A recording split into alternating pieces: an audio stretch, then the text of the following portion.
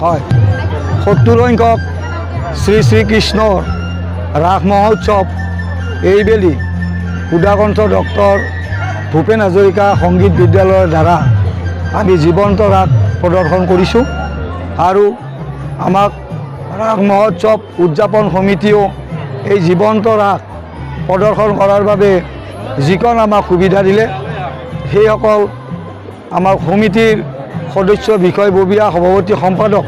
সকলোকে আমি ধন্যবাদ জনাইছোঁ আৰু আমি এই 70 বছৰৰ পিছত আমি এইবাৰ ৰামপুৰ ৰাস মহোৎসৱত জীৱন্ত ৰাস প্ৰদৰ্শন ইতিমধ্যে আমাৰ কৰিলে আৰু অহা 13 তাৰিখে আমি জীৱন্ত ৰাস মঞ্চত নহয় আমি এইবেলি আমাৰ বাকৰিত কৰিম তাৰপিছত আমি মঞ্চত কৰিম গতিকে এইবেলি এই মানে ৰাস মহোৎসৱৰ বিশেষ আকৰ্ষণ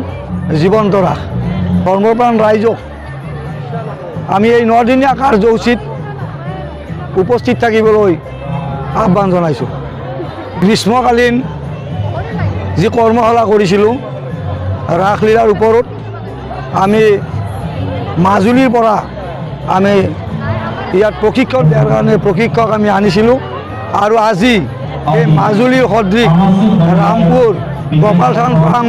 প্ৰাংগণো এই মাজুলীৰ সদৃশ পৰিৱেশ এটা আমি দেখিবলৈ পোৱা গৈছে।